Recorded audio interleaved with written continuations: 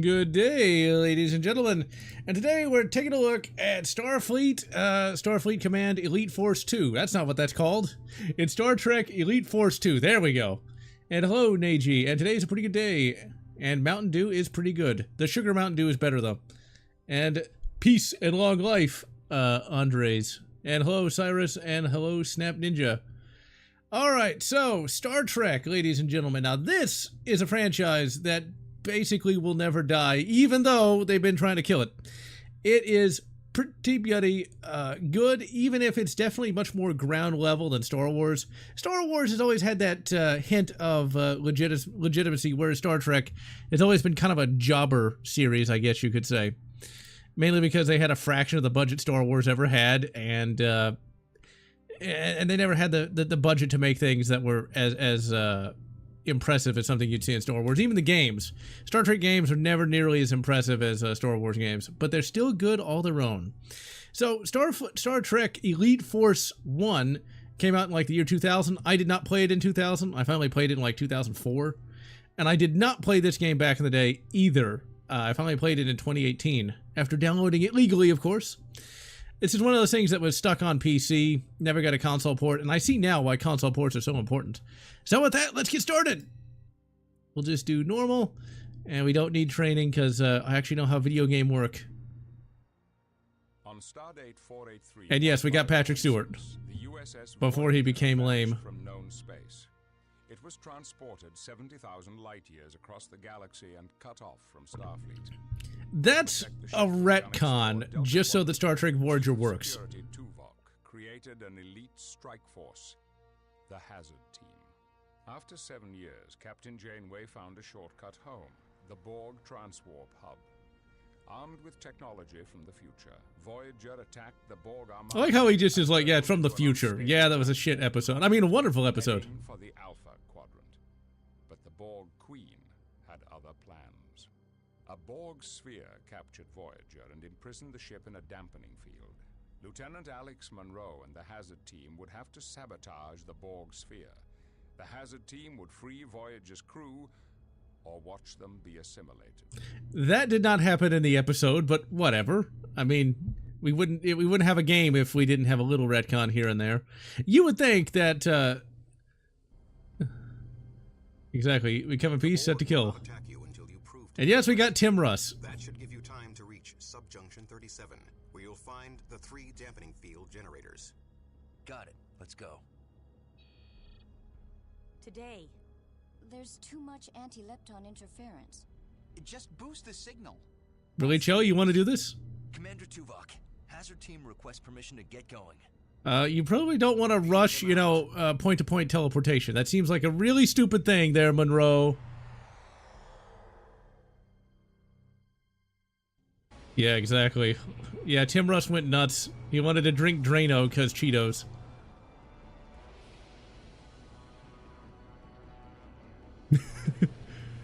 Hey, my bottle is filled with actual water. I've got standards, Snap Ninja. And yes, this game does look really good on the with the Quake 3 engine. Looks better than Jedi Academy, at least. And it looks so much better than the original Elite Force. My god, that game looked like shit. So, here's a question. Why exactly does the Elite Force only show up in this game? Why would Starfleet not have Marines or anything? Because budget. And yes, Star Trek having a lower budget did make for much more thought-provoking stories.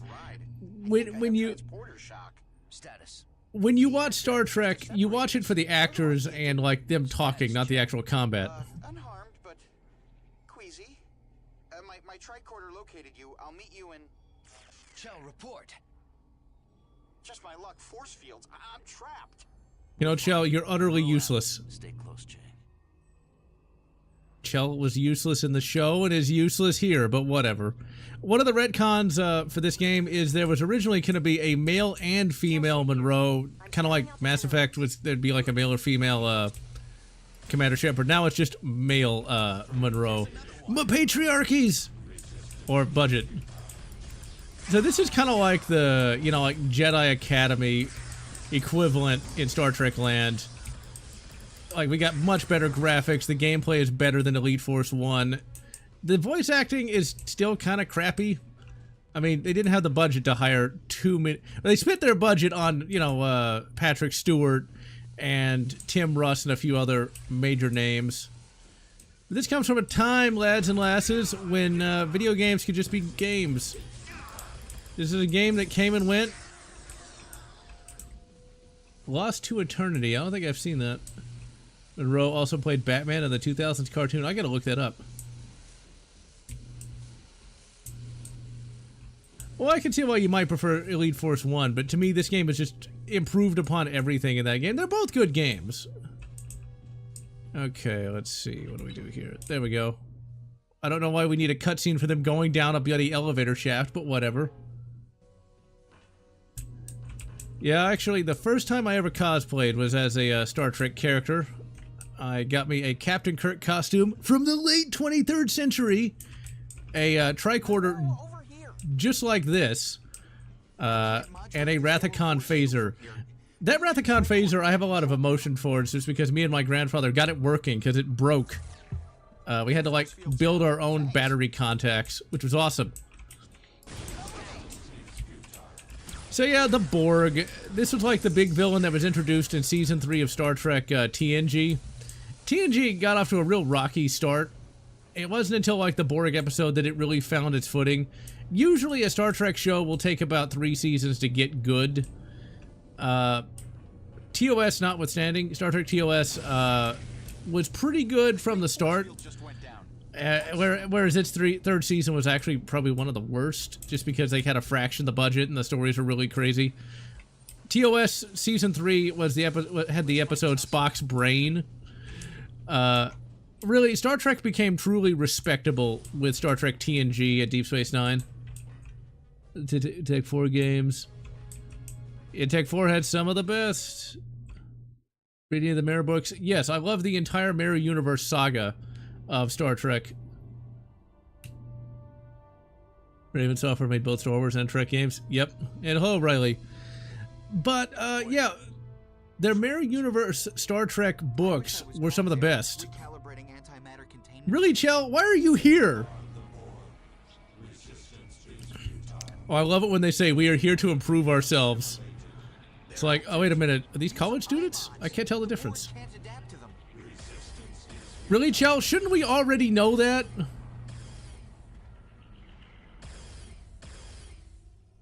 If you... Monroe! Chang! That was a great line read there, Chang. Great line read. Ah! The Borg must be jamming them. If the Borg can do that, why are they just randomly walking towards us like zombies? The Borg took Chang. Beam him out. His signal is too weak. Alright, one of the things I love about this is it will actually time you. You actually have a time limit to save Chang here. If you don't, he dies. I've sent his location to your tricorder. He's in a Yeah, we just go zappy zap and zappy zap. Mech Bomb, if you want to get into Star Trek, just start with a few of the good episodes from TNG, like Best of Both Worlds. Best of Both Worlds is a good place to start. You might like it then.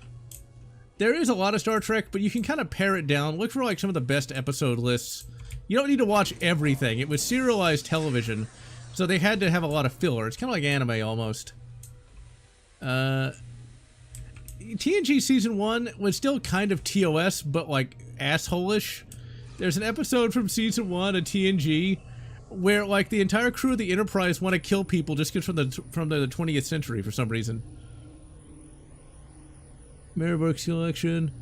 The Star Trek Mirror Universe books, specifically the later ones, not the ones written by Shatner, are really well worth reading because they're much more optimistic, much more hopeful than the mainline Star Trek universe. It basically shows like a Star Wars style rebellion taking down an evil empire. The last Mirror Universe book, Rise Like Lions, is my favorite Star Trek book of all time because it actually is, you know, hopeful and happy. Most of the Star Trek novels are really, really negative. Like, there's finally a big Borg invasion story arc, and basically the Borg win, and it's only because of a Deus Ex Machina that humanity survives. It's real bullshit. Ironically, though, the guy who wrote Rise Like Lions wrote that story arc. I don't really get it, you know? The sad part is most Star Trek books aren't good. There's a few good ones. I plan to make a video on the good Star Trek books, but most of them are overly negative or just really boring. The TOS books in particular are really boring. Like, ugh, they drag. They drag bad. No, he's gonna need a new eye. Didn't I order you to stay close? Get out. Negative. I'm sure. This isn't Quake 4. Don't go anywhere.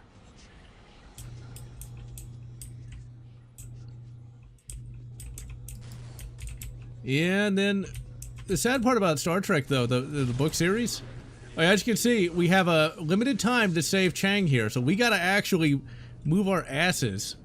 The sad part about the Star Trek book series is, so it wouldn't distract from Star Trek Picard, the entire Star Trek book series died. As in, they blew up the universe in a 3-novel story arc called Coda. Literally, the entire Star Trek book series universe gone, dead. Everybody dead. I don't know what they were thinking with that one. It's kind of like Warhammer Fantasy, where they decided to destroy, to blow up that universe for some reason too. They blew up all the universes. At least Star Wars just got canned, but they didn't blow it up. Some of the old Star Trek books will be better than the new shows, but a lot of them really are pretty negative, like the modern day stuff. Star Trek Vanguard, in particular, is a TOS era story that's very, very negative. They wanted to cash in on Game of Thrones, so they made kind of like Star Trek of Thrones. Really negative stuff. You know, we're talking about, well, the sexual assaults and things of that nature. Yes, sir. There's a Vulcan character that gets, like, mind-raped. Yeah, real sad stuff. Locate Ensign Murphy and complete your Shatner's books were ghost-written by Michael and Judith Reeve Stevens. Most of the Shatner books aren't that great. Star Trek 5. Star Trek 5 is not that bad. Well, Coda to me just angers me. It's like, they're gonna blow it up! You blew it up! It's just, yeah. Star Trek had one of those things where, like, the technology in Trek is so all over the place. Because it's a TV show. They kind of have to just forget that they have some technologies so the plot can happen. Because, like, we got this compression rifle, right? That's the gun we got here. But in Deep Space Nine, they came out with, like, this weapon that could literally teleport bullets inside of targets. They retconned that out of there pretty fast. It's kind of like the transporters. They always have to be broken, because if they're not, you can solve the plot in like 5 minutes. Really, there's ways to get around that, but in a TV show format, you gotta be fast, because you're trying to get episodes after episodes out, so... Can you disable this force field? Star Trek takes place in our future, Star Wars takes place in another galaxy.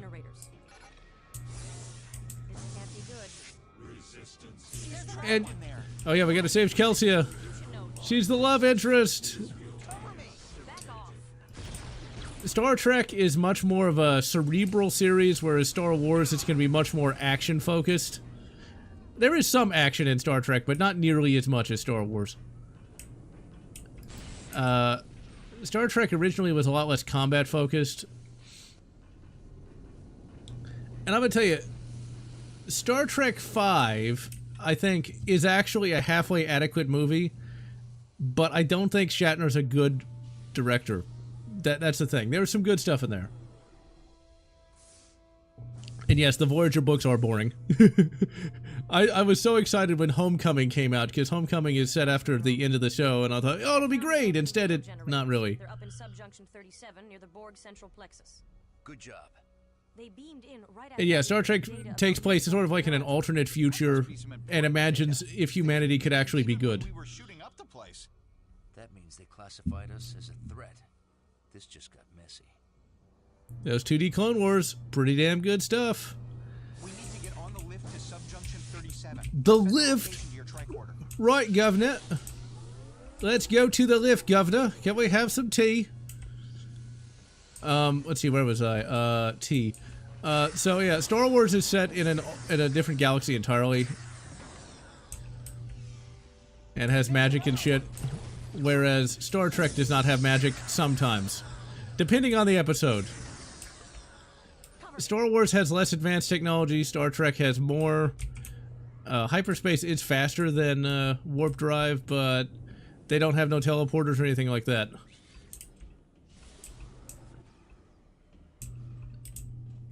And yeah, the modern day Star Trek stories generally aren't very optimistic about the future. They get a little better with Strange New Worlds. A little better. To the lift! Come on, can you get on the elevator here, dudes? Is this the wrong lift? It must be, because they're not getting on it. I made fun of them calling about fish and chips. Strange New World Season 1 was pretty okay.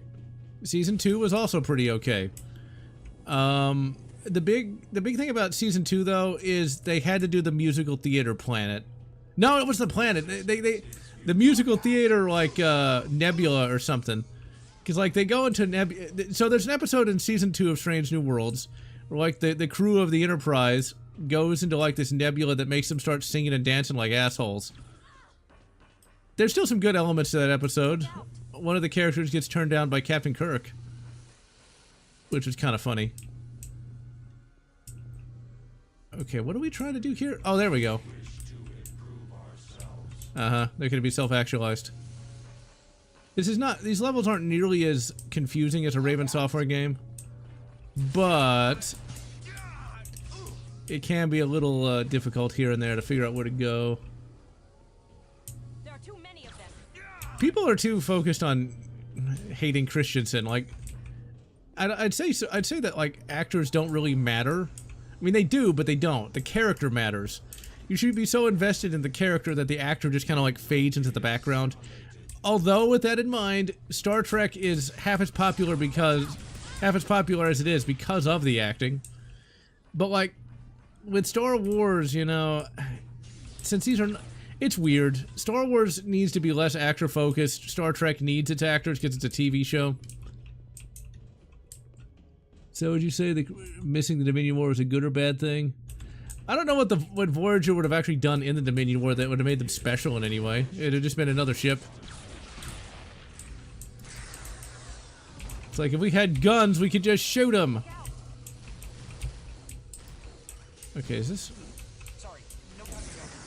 Really, Chell? I don't want to talk to you. You're the last person I want to talk to.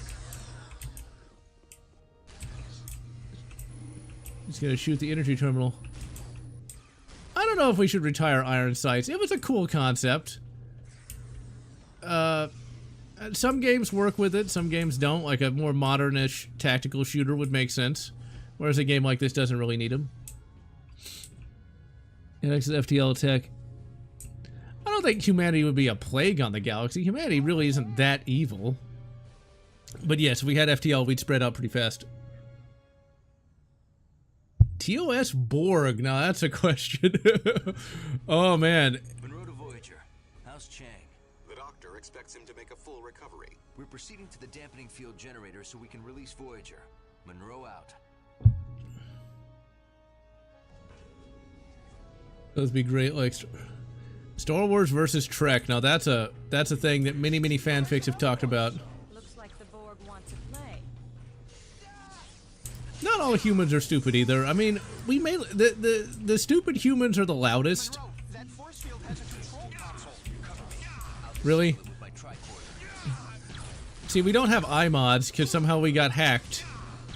I think Chell left his password on his desk or something, so I'm getting my ass kicked because I can't shoot him. And we can't use, like, martial arts moves or anything because we're from the future and we're kind of weak. Okay, I think we got him. Was for someone to basically retold Star Trek Insurrection as a Dominion War story? Ooh, that'd be cool. Gordon Ramsay's loud but not dumb. That's true, he is. Well, actually, they wouldn't have to rip his cybernetics out. They just beam him out. If they remember to do that. Because half the time in Star Trek, they forget they could just beam shit off of people, but they don't do it. And then sometimes they... God damn it. God damn... Uh-oh. Now that's pretty neat. He's got male pattern baldness. Truly a fate worse than death. Deranged alien race that all of the races avoid because they think they're waging a brutal war is a gesture of friendship.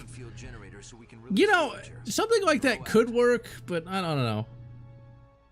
The weapons in Star Trek are cheaper than Star Wars, but they also are kind of their own thing too. Whereas if you know guns, you can really tell what a blaster it really is. It'd be more terrifying if EA made you pay every time you got a game over. Come on, blast it! Blast it! That node was jamming us. Our iMods work again. Thank you for telling me that, Shell. That's why I got blasted just a second ago. You blue bastard. See, as games started to cost more money, we wouldn't have... We started not getting games like this anymore. Because a game like this could be made on a pretty low budget. And, low-budgeted games are necessary. Not every game needs to be $100 million AAA nonsense. And speaking of AAA nonsense, Ubisoft managed to piss off the entire country of Japan with their Assassin's Creed insanity. 99 cents per respawn. You know that's going to happen at some point. Apparently GTA 6, one of the people working on it wanted to charge per hour of gameplay. $10 for an additional save. Holy shit. Yeah, I mean, like, small stuff is a good idea. That's the thing. Star Trek was able to make more content because they were more, heal me. Heal me, I'm heartsick. They were able to have more stories because it was a smaller scale. You know, there's nothing wrong with that. You don't need a giant space battle every episode. You just need people with, personality. Broadcast messages for sincere friendliness. That sounds a lot like, Mars Attacks. The classic 1990s comedy by, that guy whose name I forgot. Tim Burton. We come in peace. Get out of the way, Telsia. I'm gonna ram you with something other than a plasma rifle. An FPS taking place in the Enterprise era, you can fight Klingons, you can fight Romulan. Ooh, you can set it during the Romulan War. Because the Enterprise era led into the Romulan War. You could do that. Where you blast some bastards. Although that's gonna break canon, because apparently you couldn't see the Romulans. Maybe you like fight some Romulan mercenaries or something.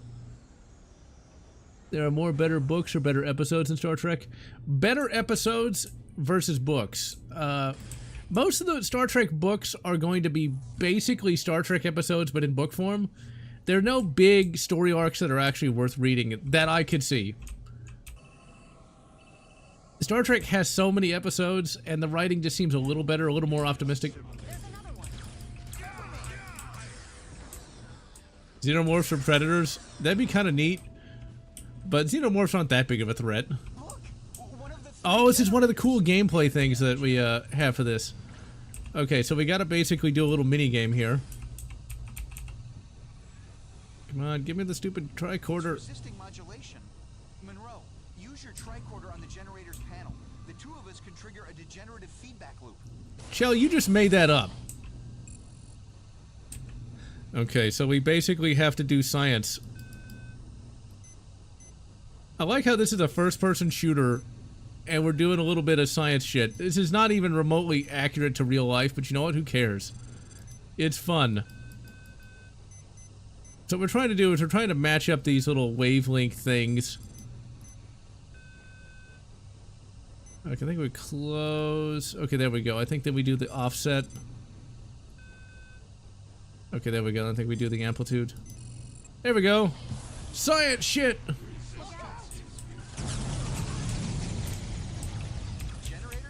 Yeah, I've never read the Dominion War book series. I read a little bit of it, but I felt it was a little too negative. I think I read one book and it was too negative for Star Trek. Yeah, you would play as one of the Makos. The Makos are basically like Space Marines. We even get a part in this game where we have to like stop the shuttle from exploding. It's like, Did nobody do any maintenance on that?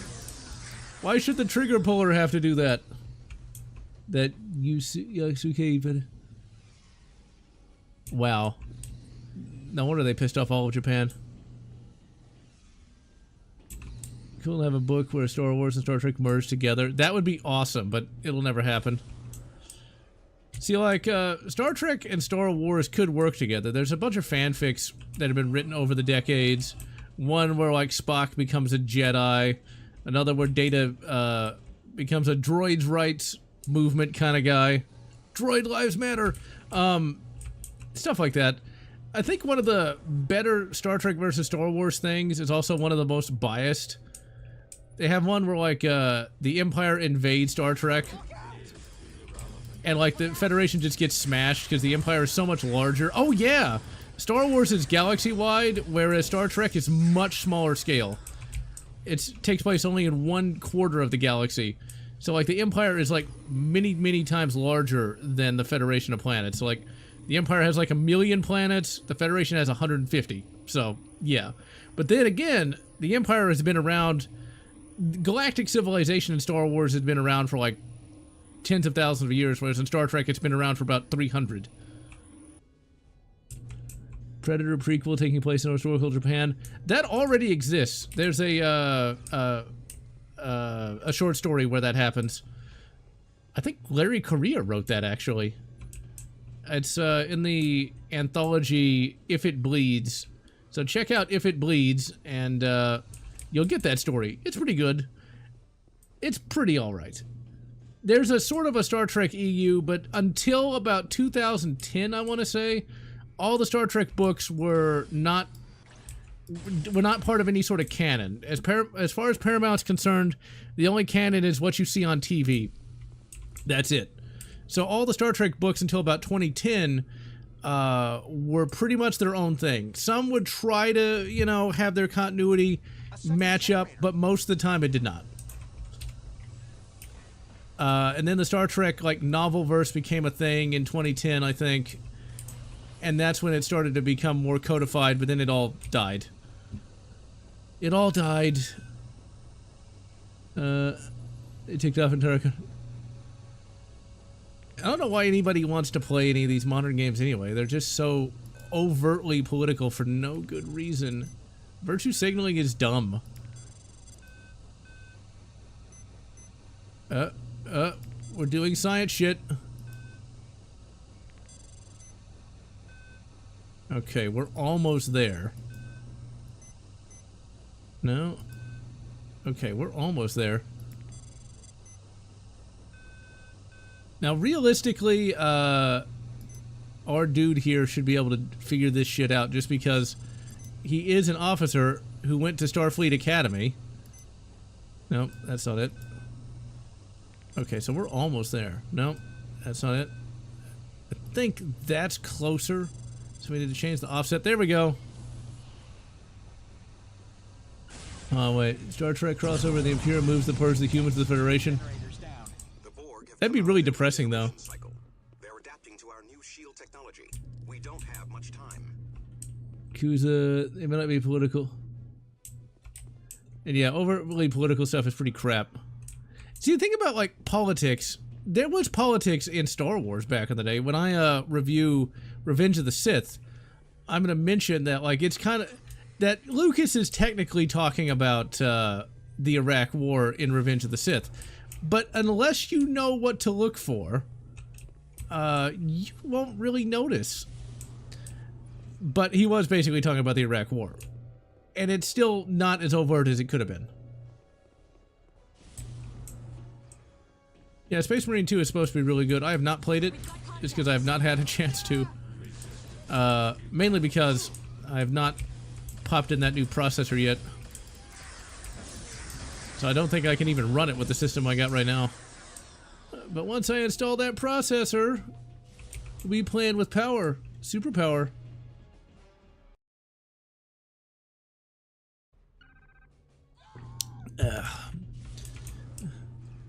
See, the reason why people hate politics in movies and TV shows and games today is because it's so overt and it's all virtue signaling nonsense.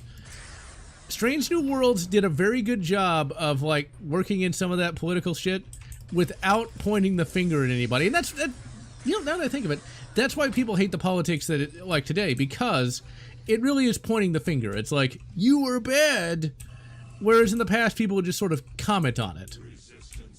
So, in Strange New Worlds, the first episode, they mention a second civil war and they show some January 6th footage. But that's it. That's all they talk about. They're not like, they don't talk about Orange Man. They don't do any of that. And so that works. Nobody's going to get mad about that. Has 5-year ex-Yakuza law. They stay clean for 5 years. So much you get an ID? Wow.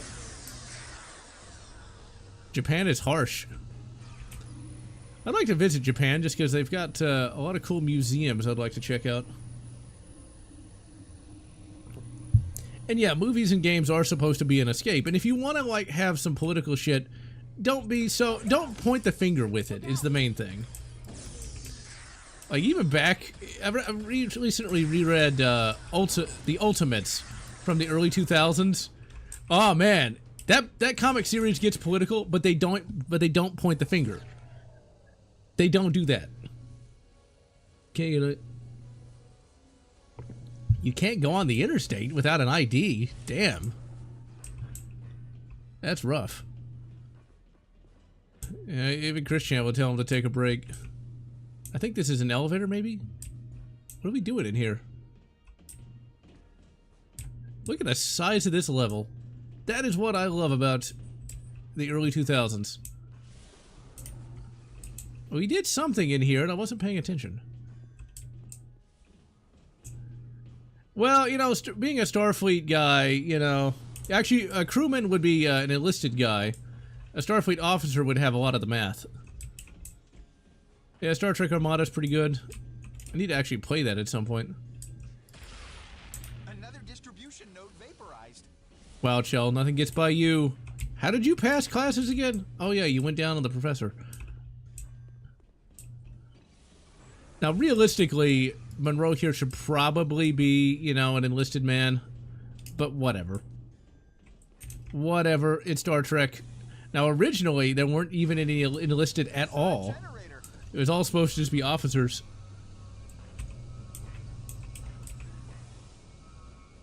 Shell, why were you so excited about the third generator? My god, why are you even on this team? Alright, let's see here. We need to do a thing. Okay, so we need, like, the science to do the science. We need to have the sacred oils. No, there we go. Meanwhile, the Space Marines would just be shooting it. And Doom Guy would have just, you know, taken out his sword and just bashed it.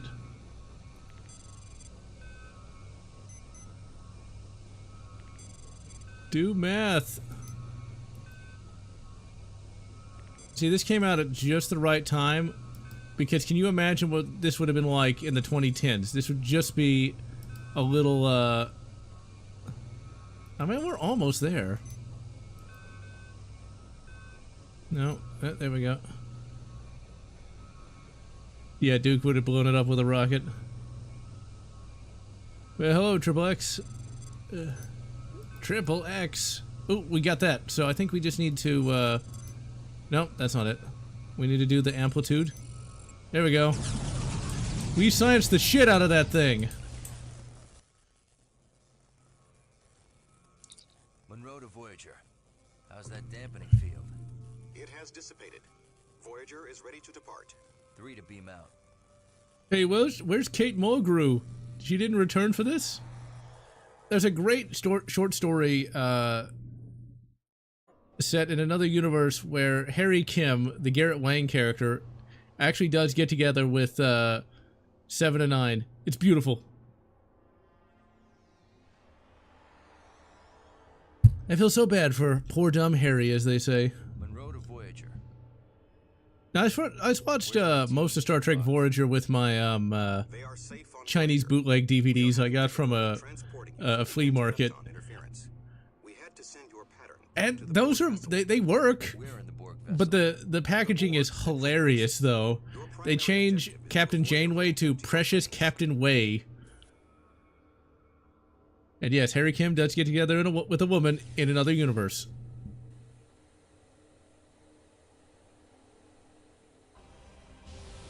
Uh-oh, is it the Borg King? Oh my god, it's gonna be Quake 4! Too late.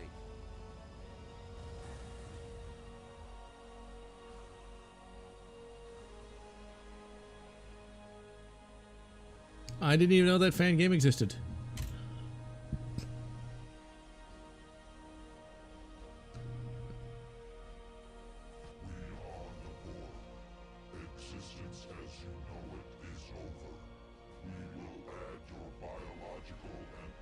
And yes, he does look like a predator. Resistance is futile. Recalibrating. I'll science you! Forget it. Get Voyager out. We are staying until you are on board. That's not logical. Go before they regenerate the dampening field. Okay, I thought we had to shoot those things. Shoot him in the head! I think we gotta do something over here. Yeah, we do. We gotta science things. We gotta do the science. Let's see how well you adapt without your adaptive moves. We have to science him to death. See, Voyager is one of those shows that, like, a good 60% of that is worth watching. But man, when it gets bad, like the time that Captain Janeway became a salamander and had sex with Tom Paris, who was also a salamander. Yes, that happened. Yes, it happened. It totally happened. My favorite character in all of Star Trek Voyager is the Doctor, played by Robert Picardo, who is a hologram. And my second favorite character is poor dumb Harry Kim. Resistance is futile. They made a Hot Toys of the Captain Janeway salamander. Oh man, that's just wrong. There's actually one really good episode where Harry Kim is actually like the star of the episode, where he has to go back in time to stop Voyager from getting blasted. It was really good. They even brought back LeVar Burton.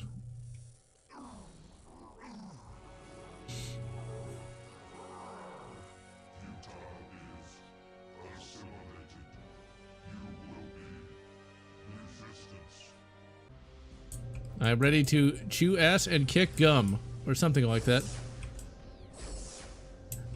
Oh yeah, Andy Dick shows up. That's actually a halfway decent episode. It's got Robert Picardo and Andy Dick teaming up to take down some Romulans.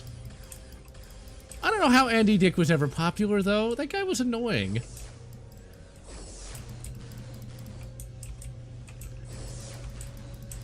Now, the obvious question here is, why doesn't he just telefrag us?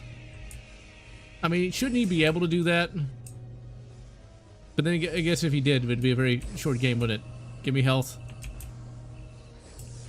Now, as cool as Monroe is, if we got, like, Delta 07 here, yeah, it would end very differently. Like we killed Chris Farley. Ugh.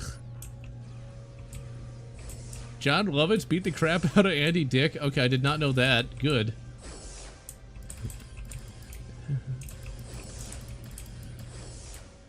Come back. Oh yeah, William Shatner. He's turning like 94 soon. Yes, that is the line.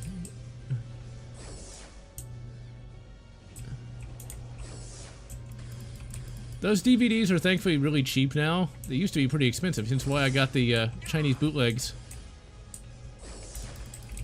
I mean, you could potentially find Chinese bootlegs at a flea market. I mean, or you could just use media preservation. I mean, there's always that option.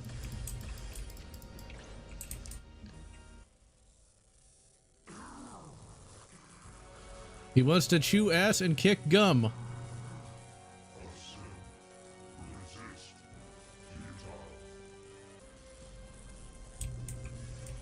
Yeah, Shatner still looks pretty young.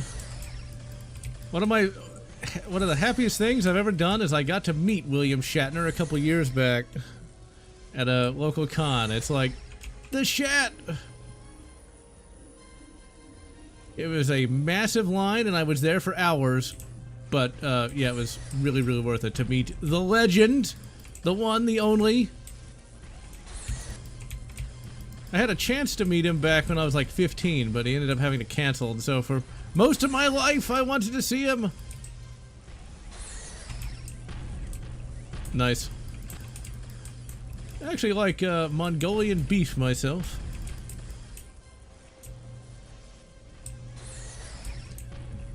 Yeah, they really want you to get that Paramount Plus. But, you know, there's always media preservation. Luke Skywalker and the Predator? Hilarious. I mean, at least they didn't call him Precious Captain Picard.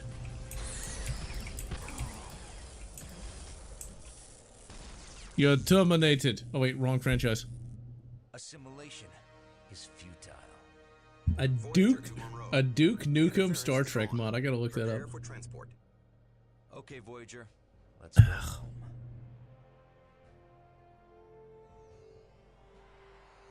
But once the transporters work. We only had 57% accuracy. We really need to get better red dots. I remember that Shatner roast. I didn't like it that much just because the comedians they had were way too annoying. But I did watch it when it came out.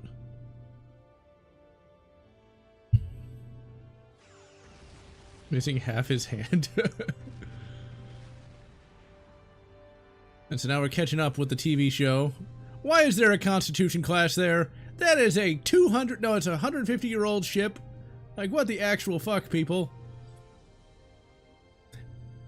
There's a fanfic that tries to reconcile that, where basically Starfleet refuses... No, where the Federation refused to spend any money on the military, and so they have to make do with 150-year-old ships.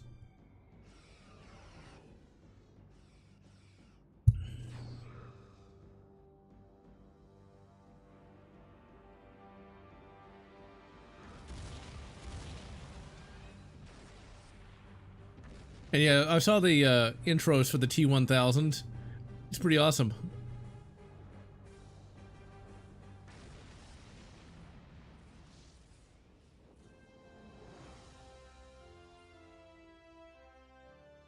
A satisfactory outcome. Starfleet is reasonably pleased. Reasonably? Here are your new assignments. Telsia, you will command the security force on the USS Dallas. Chell... You're breaking up the hazard team? Precisely. Chell, you are assigned to the research outpost in the Guernica system. Not even a starship? Precisely. Monroe, I've assigned you to teach small group tactics here at Starfleet Academy. You also assigned Tuvok to teach math? Monroe is nursemaiding cadets? Precisely. This guy's a reference to Londo Mollari from Babylon 5. She said the hazard team is a vital asset. I think one of the developers didn't really like him for some reason, so they turned this guy to an asshole. Team relied on non-regulation tactics. And no so-called star bases for backup. Precisely. Here in the Alpha Quadrant, traditional away teams are sufficient. The hazard team takes missions that are too hot for traditional away teams. Now, realistically, this guy wouldn't be saying that because they just went through the Dominion War and they would not be getting rid of... What was that? Everyone calm down. They would not be getting rid of this highly trained team here. Now, putting Monroe in charge of, like, small unit tactics makes sense. But all the rest, not so much. Tactics are no longer appropriate. You should be grateful we have a place for you at all. Why aren't you grateful for a chance to relax after 7 long years of strife? I don't understand this at all. Precisely. You don't understand. At all. Sick burn. Now, while this game is more graphically impressive than the past game, they still have the wall to walk.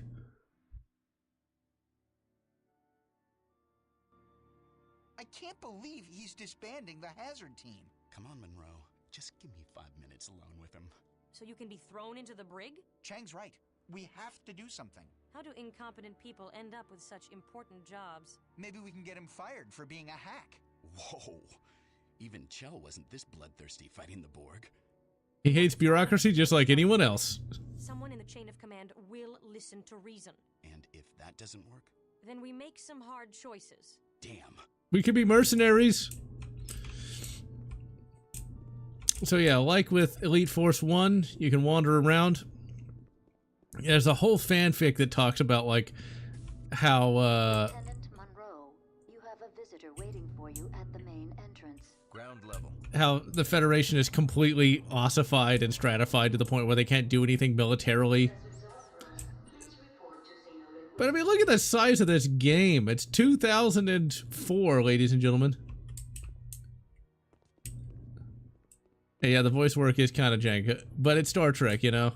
Star Trek is probably going to be good again about 20 years in the future. Because, yeah. All of media will have to change before we'll get really good Trek again. But Strange New Worlds is doing something, but it's still very popcorn compared to something like, you know, TNG or even Voyager. But at least it's going in the right direction after the JJ nonsense. Lieutenant. Tuvok, what are you doing here? I had time for a brief stopover on my way to Vulcan. Congratulations on your new assignment. Thanks, but I don't want to leave active duty for teaching. There are few jobs more important than teaching. But I will explain your plight to my colleagues. Thanks, Tuvok. I just think I can be of better use out there. But him teaching small unit tactics does make sense. Prominent people. Demonstrations of talent and initiative do not go unnoticed. Commander Tuvok, please report to Launch Pad 2. It was an honor to serve with you. The honor was mine, Lieutenant Monroe.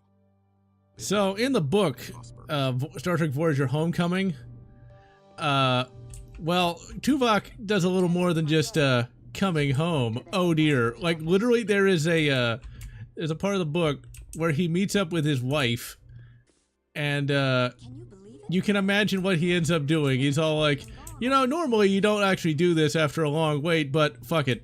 And he literally screws his wife. I thought that was pretty good. The straight-laced Tuvok, you know, he wants to get him some, and does.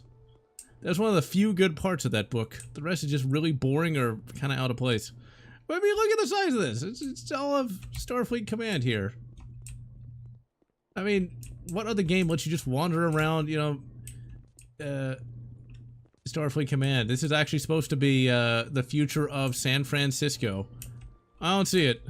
I don't see that happening. Yeah, Stargate is kind of like the classic Star Trek, until it kind of gets its own legs. There's a YouTuber called the Feral Historian, who basically says that Stargate is GWAT Star Trek, which I kind of agree with, but kind of don't at the same time. Headmaster's office. The Donnie episode, Upright Citizens. I never even heard of that. When I think of Tim Russ, I also think of We Ain't Found Shit. That's the auditorium. There he is. Why is he right? Why is she right across from there? Good to meet you, Lieutenant. I have your teaching assignment. You'll be instructing the cadets in small unit tactics. Okay. Well, now what? Now what game? What am I supposed to do?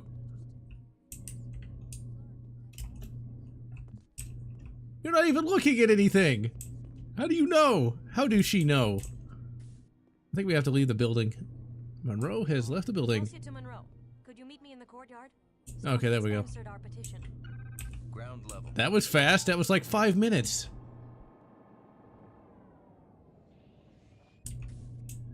Yeah, the original Stargate movie is pretty good, but man, that TV show is better. I mean, I like Kurt Russell, but RDJ as, or RDA, wait, which one? Makes for a much better Colonel O'Neill. 2 L's!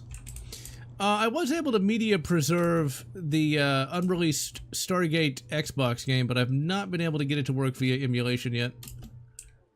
I do hope somebody finishes it, though. Here we got the relationship blues for... Wait, no, is that the right one? Do we have to click on you? Yeah, we do. Okay. Poor Monroe. Declined to our appeal. I see. What are you going to do? What can I do?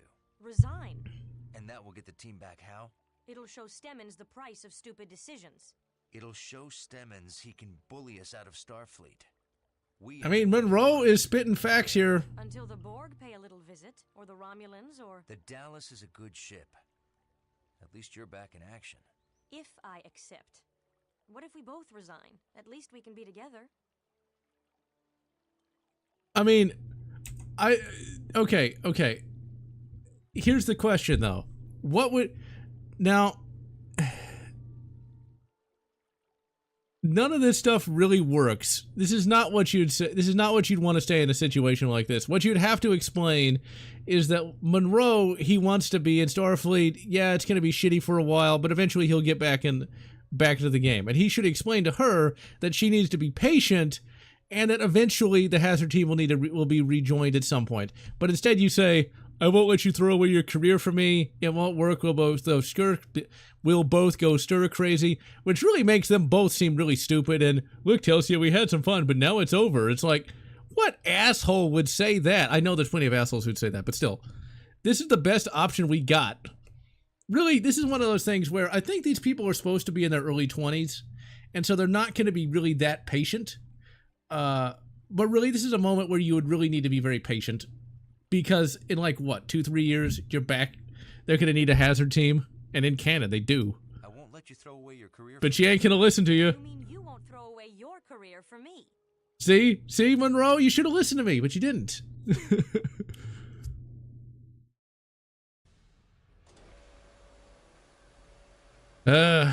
2 years later. 2 years later. There's a lot of time skips here. So James Spader actually gets replaced by Michael Shanks in the TV show. Stargate the show and Stargate the movie are connected. Basically, they retcon some things for the show, but it's implied that the show does happen. I mean, it's implied that the movie does happen. There are some books that you can media preserve set in the movie continuity, but they're not nearly as good as the show. They kind of make fun of the fact, though, that Colonel O'Neill was different in the movie. They'll say, like, 2 L's. Screw you, Rami. Couldn't he just vaporize this? So this is Discount Worf, played by the guy who played his brother. And yeah, we can now port Xbox games, which is good. Be sure to download that leaked code. I have not read the Strange New Worlds books, though. And Stargate the movie's okay, but they had to change a lot for the show so that the show would make a bit more sense. So, like, This should lead to the next chamber. I will open the ducts. thank you for opening the ducts. But like in Stargate the movie, the planet that the Stargate crew goes to is like across the known universe, but in the show it's like the closest planet to Earth, so stuff like that. Stargate Atlantis is alright, but boring.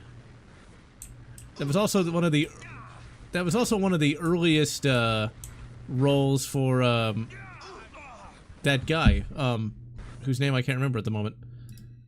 I probably shouldn't have stood on that fire. That was probably a bad idea. Jason Momoa, that's his name. Before Jason Momoa was famous, he was Ronan Dix in Stargate Atlantis, where he had a fancy space revolver. Damn it. You know, Monroe, you could get your ass moving. There's enough to like about Stargate Atlantis. It's just not that great. That's the one thing I could say about it. I got a little bit of emotion for Stargate Atlantis because I remember when I got my shitty grocery store job, my grandfather videotaped an episode of Stargate Atlantis while I was at work on Friday. It was awesome. I don't know if any of these franchises are going to make a comeback anytime soon. Okay, let's actually... I didn't have enough time. Okay, let's have it. Go, go, go.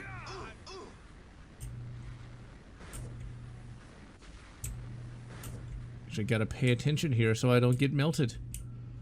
Although realistically, just touching that plasma fire should have melted us into a tiny puddle of goo. Federation troops in here. Well, by Federation troops, you mean one guy. Now see, since they're in the future, they should have, like, energy shields, like, power armor, but they don't because they don't have the budget for it. Now, you could make the argument that since you can vaporize people, armor would be useless, so you'd want to wear something that's really, let you get your ass moving. But even then, that doesn't make any sense, because why would you then not have, like, power armor that lets you move really fast? But then again, once again, no budget. They don't have budget for no armors, because that's expensive. What do you think this is, Mandalorian? Okay, now I gotta see where we're trying to go. Union Jack, England, Scotland. Oh, I did not know that. And yeah, Star Wars... In Star Wars, like, the Rebels are more American sounding and the Empire is more British sounding. Because, you know, that's just what you do. Because when you talk like a British, you sound evil. Wait, no, you don't.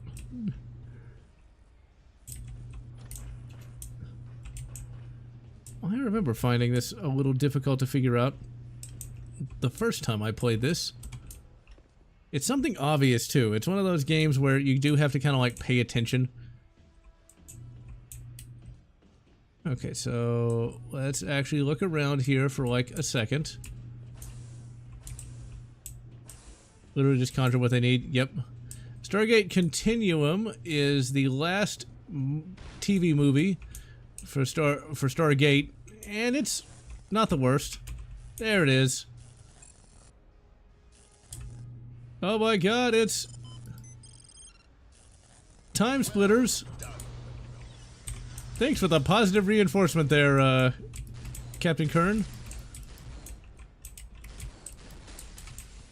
Stargate Continuum is mostly worth watching, but it's basically just a rehash of like 3 separate episodes from the TV series. And then the last Stargate show is basically Battlestar. The sad part about the last Stargate TV show is it's basically a parody of Stargate itself. So there was like a joke in one of the Stargate shows about, we're going to replace the Stargate crew with younger, hipper versions of themselves. And then they actually went and did that.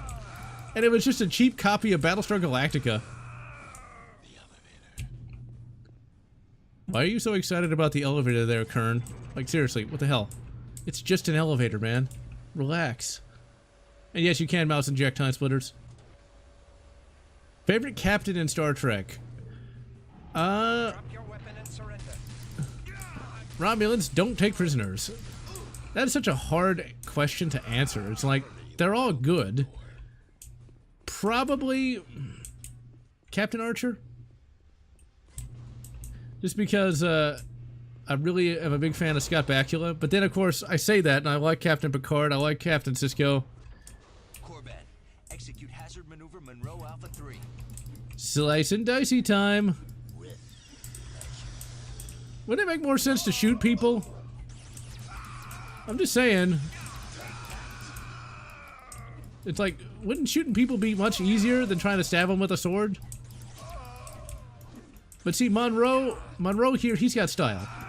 If you're gonna kill Romulans, you gotta do it with some style. Dun, dun, dun, dun, dun, dun, dun, dun, dun.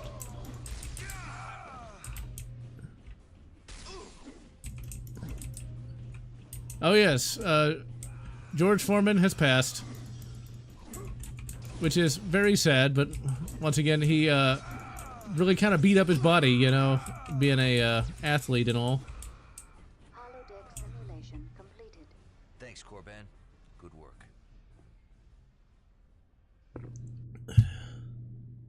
There was an episode of TOS that was kind of like Vietnam.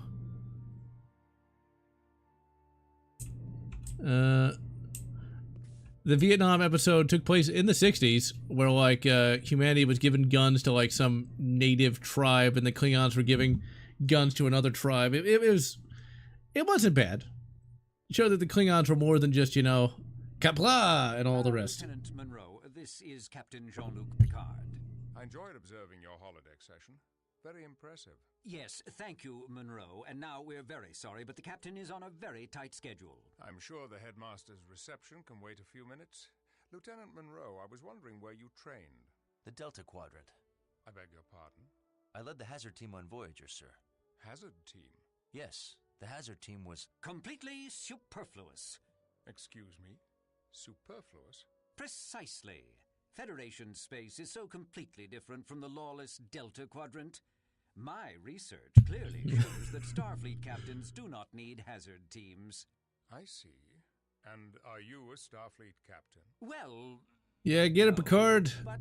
the challenges we face on the outer edges of Federation space are not so different from what Voyager faced in the... Just rip off his eyebrows and beat him with them. An elite force of tactical officers. But... Tell me, Lieutenant, do you ever think about going back on active duty? Every second of my life. I'll talk to your commanding officer. Perhaps I can arrange a transfer. Thank you, sir. Draw up a list of personnel and cadets you would like on a new hazard team. I'm sure Mr. Stemmons can make the arrangements. Well, precisely. And yeah, the Kirk death in Next Generation is terrible. Basically, he gets a bridge dropped on him. See, he died on the bridge. Worst part, Star Trek Generations was the first Star Trek movie I ever saw. Because in 1990, whatever the fuck, I was a kid and everybody went to go see it. And yeah, it's pretty shit. It's the Enterprise E! Which is a kick-ass ship. I got an original from the 90s, and I got a Diamond Select Toys version of that has a lot more bloody Aztecing on it. It's a cool design. I like it. Southern Ireland is not part of the UK because it gained its independence. Oh yeah, it did, didn't it? Hazard team reporting for duty, sir. Welcome aboard the Enterprise. And by hazard team, I mean we've got Shell, the wimpiest guy on the team. A temporary assignment at the tactical station because we couldn't get Michael Dorn. He'll also help us integrate hazard team operations. My goal is to streamline the integration of hazard team operations. Your former student, Ensign Corban, will join Ensigns Chang, Chell, and Jurot to form the core team. Academy graduate Sidney Stockman will serve as hazard team shuttle pilot, and I'd like to add a junior member from my crew, Ensign Franklin. We'll incorporate him into our next training session. Very good. Lieutenants, get acquainted with the new hazard team operations area. When we finished our current diplomatic mission, I'll call you to the bridge for... My favorite Star Trek uniform is going to be the late 23rd century. I love those red uniforms. They're beautiful. I think they couldn't afford Michael Dorn because Patrick Stewart could not have been cheap. You know, like Patrick Stewart would have been very... we've got the furry man. Yeah, Patrick Stewart could not have been cheap, like, at all. Star Trek The Lower Decks? Oh my god. Oh my god, I hate that show. It's Rick and Morty, but Star Trek. And I hate Rick and Morty. I can't stand that, you know, ADHD kind of humor. So, yeah, I mean... And then when the Lower Decks crossed over with... Wait, what do we got here? Oh, it's the emergency command station. Alright. When Lower Decks crossed over with Strange New Worlds, oh, that was painful. The guy playing Boimler was really, really tall. Federation assault rifle. No. Sorry, my first stop on the Enterprise wasn't the weapons locker. Really? You call yourself... Overlook your human failings. And they say Klingons are heartless. This assault rifle will be a good complement to the compression rifle. It's more powerful at short range and has added functionality. You have my thanks as well for assigning me to the hazard team. You do me a great honor. The honor's ours. You're the best person for the job. To assist your training with the assault rifle, I have loaded a holodeck training program. I think you will find it invigorating. Here's the problem though. That's not an assault rifle. Because when we go pick it up, that's not an assault rifle. It's a double-barreled shotgun. It's literally a double-barreled shotgun. And they better have some kind of combatives in mind. It's a double-barreled shotgun. Look at it. It's not what? This is literally. So you mean a shotgun? A powerful single shot, which can do extensive collateral damage to nearby A shotgun. hostiles. A shotgun.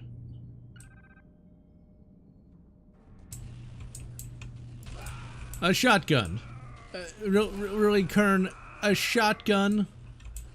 I mean, come on. That's not an assault rifle. Do you not know what an assault rifle is? Is your universal translator broken or something? I mean, it's a nice shotgun, but an assault rifle it is not. I don't want to blast her. Well, at least not in that way. And she was kind of cute. It's a double-barreled piece gun.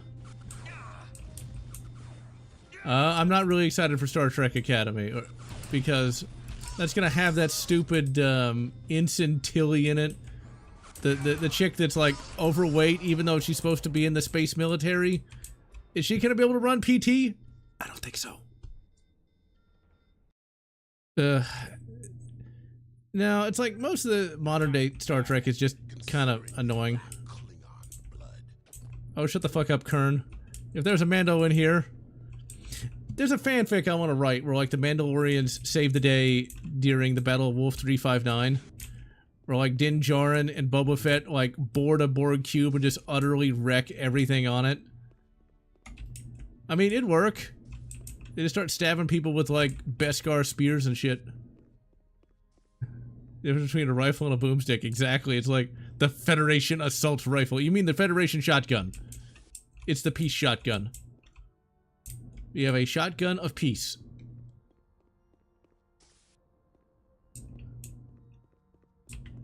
But yeah, have Mando and Boba take down the Borg Queen. I want to see that. I mean, the Borg can't adapt to blasters because they've never seen it. All right, hopefully we'll be able to go on to the USS. Oh yeah, we got plenty of time. The USS Dallas. There are a few mods for Elite Force and a mod for this one that fixes the graphics. Yeah, the late TNG uniforms are pretty good, but I love the late 23rd centuries just because they're a little cooler. Can we, like, steal stuff? We probably shouldn't do that. Let's see, we need to see if... Oh, we don't have his code. We can't see if Ensign Shell has, like, a porn stash. I see Ensign Shell having some really messed up stuff. We need to check his browser history. Let's see, there's Tuvok. Let's see, let's scan him. Does he... Let's see, he weighs 55.23 kilograms. I don't know, because is that a lot? I don't know what that is in freedom units. It's flat-paneled monitors of the future! Okay, what are we trying to do? Oh, we gotta talk to Chell. Okay. Where's Mr. Blueberry? There he is. The first Bolian, because that's what he is he's supposed to was like the ship's barber. Really, that's it?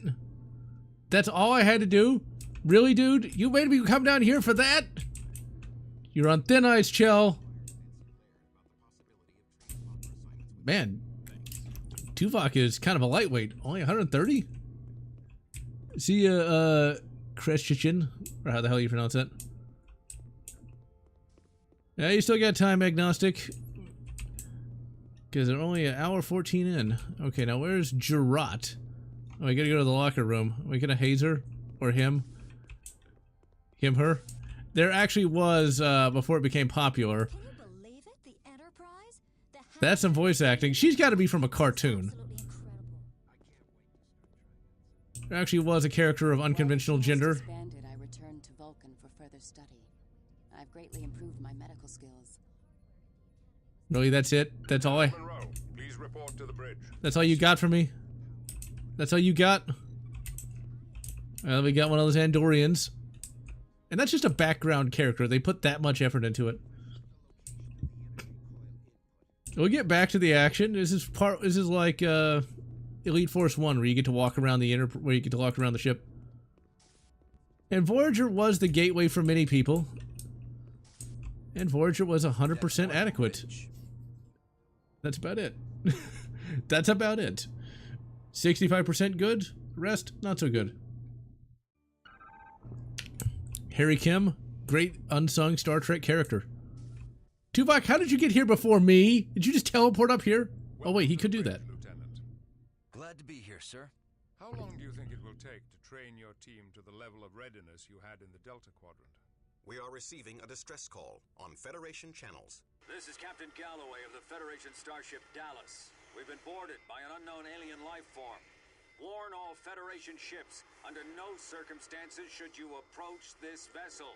Which is why we're going to approach it. Maximum warp. Course laid in, Captain. Engage. My apologies, Lieutenant. We'll finish your tour another time. Assemble the hazard team and tell them we are deploying them ahead of schedule. Take Ensign Franklin with you. He's an expert on Excelsior-class ship systems. That's convenient. Team ready for transport as soon as we reach the Dallas. Aye, sir. And Lieutenant? Yes, sir? I rely on your team's readiness. We won't let you down, sir. And Cyrus, yeah, those uniforms are hot and uncomfortable. And so getting to the con, I was in an unair-conditioned car. And yeah, I melted, but it was worth it. And see you, Triple X. Watch out for crazies. And hello, Grilson. Yeah, they get a lot of mileage out of those Excelsiors. Because, you know, when you've got like 3 or 4 studio models, you kind of have to make do with what you got.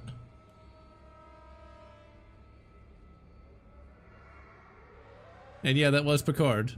They actually did get Patrick Stewart to voice Captain Picard.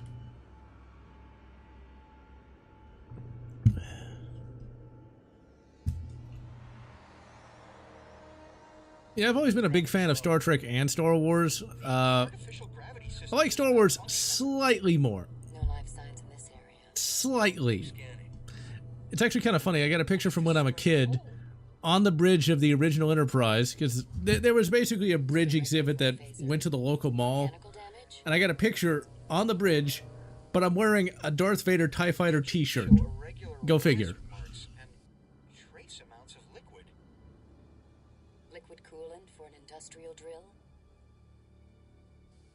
I'd like to industrial drill you. I mean, never mind.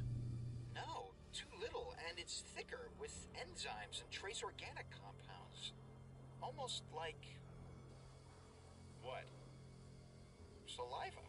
Something chewed its way in?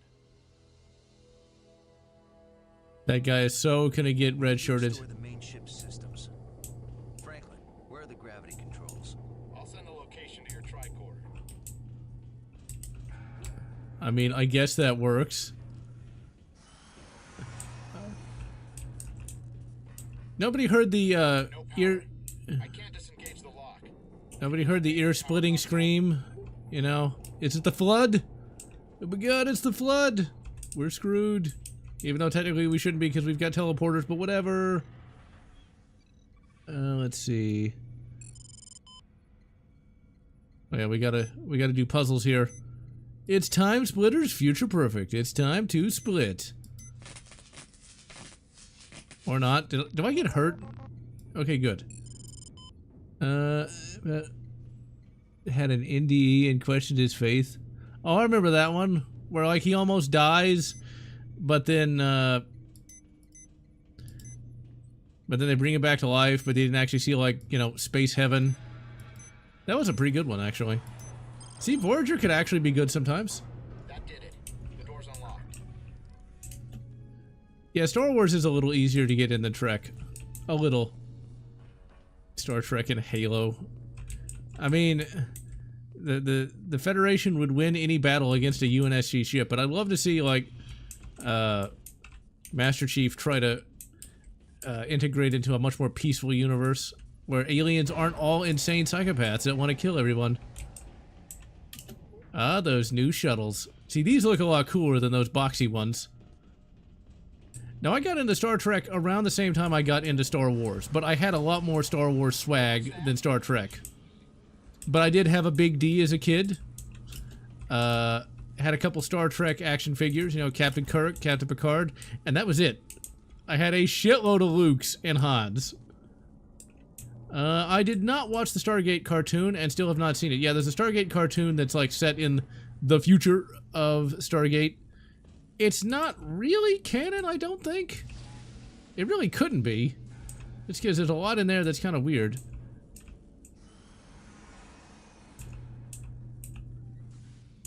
So Star Trek has always had a hard time with continuity. I think that's why it's a little harder to get into than some others, because like half the time the characters forget all the technology they had, or like there'll be this like Federation changing thing in one episode, and then like the next one they completely forget about it. I remember I was dating a girl at one point, and I got her into Star Trek, and half the time I was always like, yep, they will never mention this ever again. It's like, well, we will never see or hear of that character ever again either.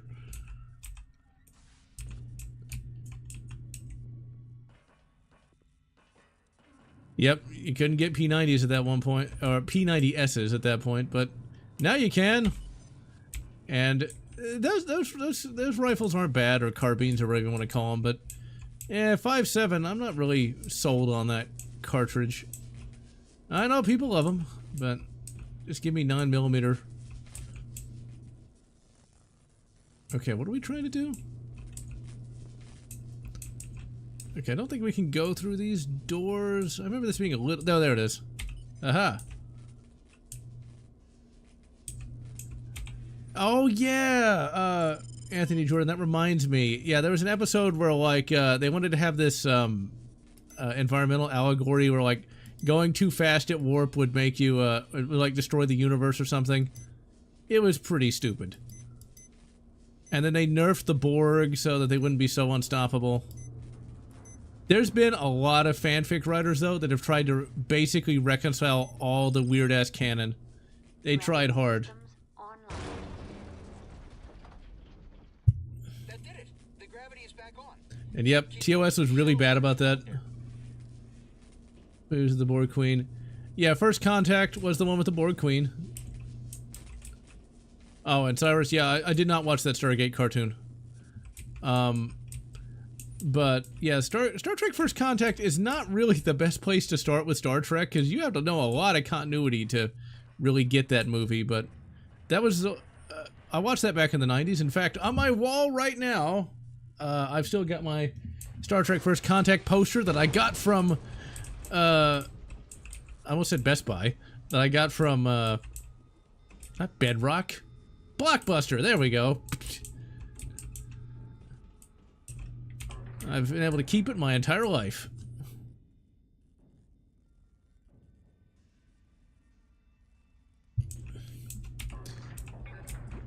Okay, then what the hell are we trying to do here? Oh, there we go.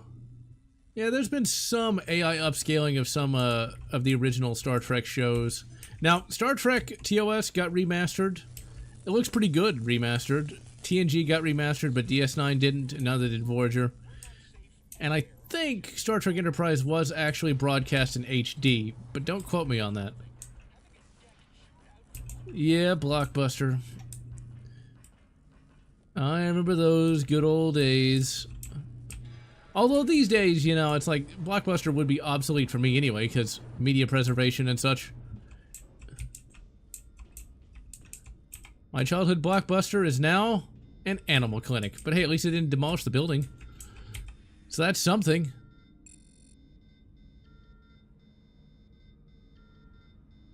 Well, I don't know. It's like with TOS, what Paramount did is they went in and remastered all the graphics and the sound. And I gotta tell you, I get why people like the model shots, but for me personally, I like the improved graphics.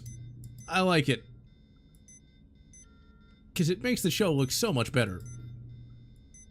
Alright, there we go. And time to split. A car dealership, huh? Still going strong? Nice. Idiots at Paramount lost the original negatives. Oh, come on. I'm not surprised, though. It's out here.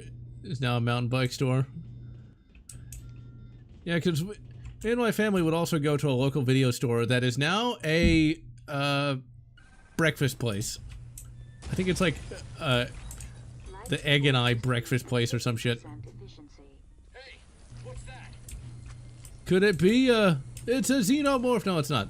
Is it a flood? No, we'd get sued. Yeah, Star Trek got in trouble when they did a James Bond parody. Which is actually a pretty good episode. Our Man Bashir.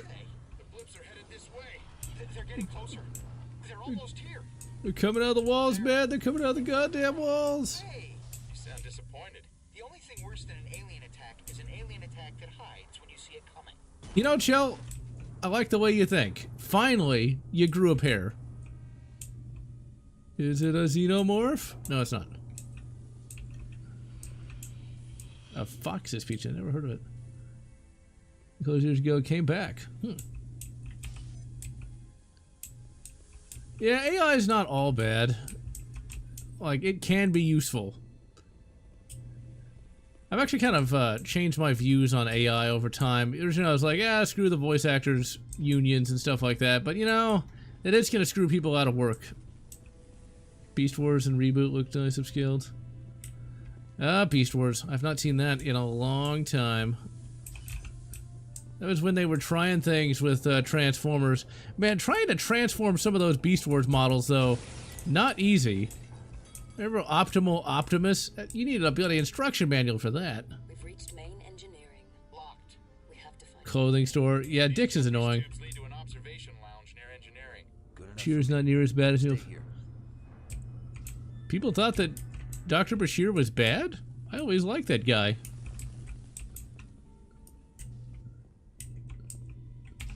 I mean, I always liked Dr. Bashir. I liked all the cast in DS9, with my favorite being Gul Dukat. He's like the greatest Star Trek villain ever. Because they finally figured out what a villain is. Villains aren't evil. They believe that what they're doing is good. And so whenever Gul Dukat does something evil, in his mind, it's good. And so he's not like, I'm evil. He actually thinks people should thank him for being a genocidal dictator. I still got my Optimal Optimus locked up with all my Transformers. I got that for like my 8th birthday, something like that. It's an awesome bloody Transformer. It says it's popular to hate on Dr. Bashir. That's just wrong.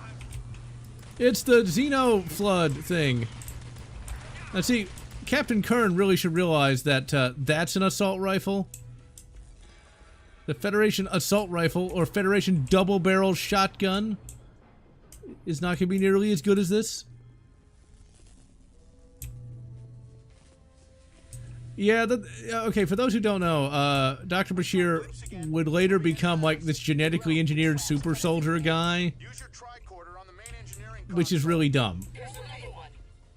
Of course, they also made it to where like Dr. Bashir was like taken over by a changeling at one point.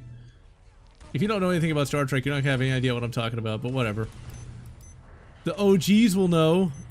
Okay, there we go. Nope, I fucked it up again.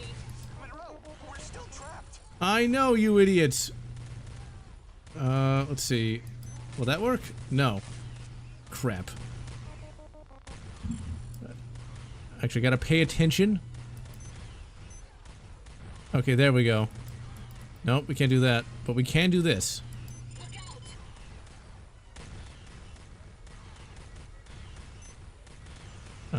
Crap.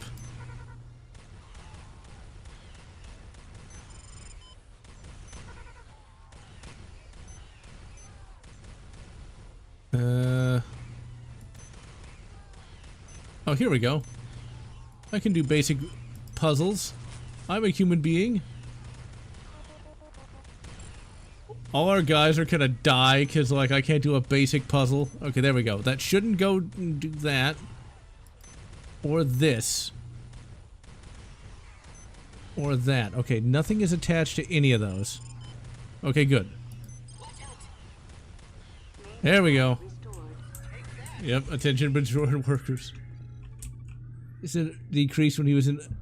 It's over there.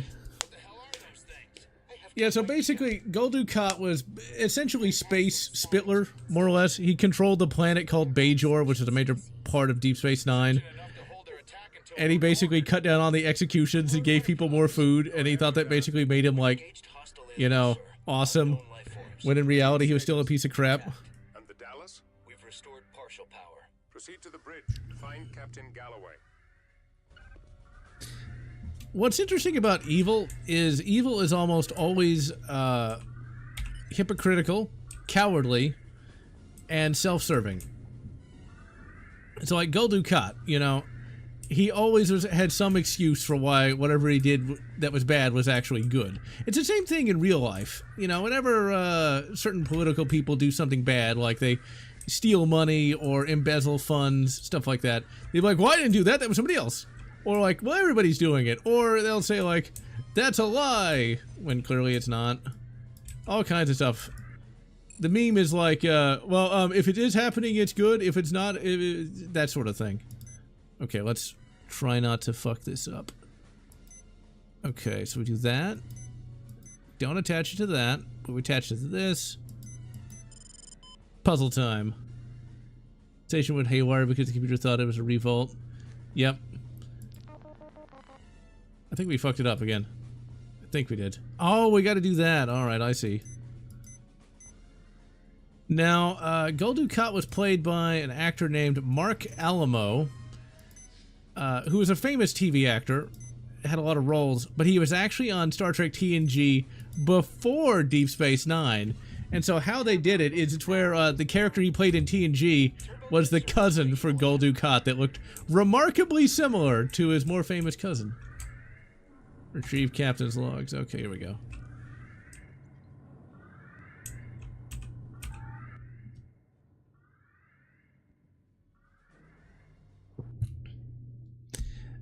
Yeah, I think the showrunner for Deep Space Nine didn't like the fact that Gul Dukat was becoming too sympathetic, and so they made him bad again. But I don't think they did too bad a job on that, you know? They made him go nuts. Yep, I knew he was going to get red-shirted. Why did you put him in a red shirt? You know what happens when we do that?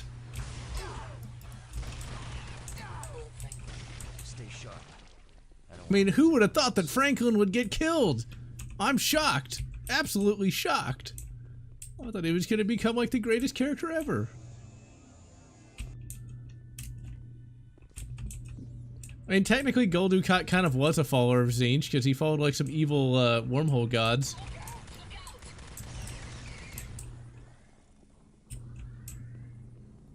I mean, Kai Wynn Clinton? Yes. Yes. Yes, indeed. Deep Space Nine was good. There's a couple Deep Space Nine games.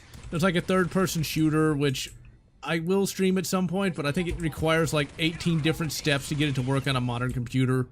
There's a shitty Super Nintendo game that's like extremely difficult, which I might stream at some point just for the lulz, as they say.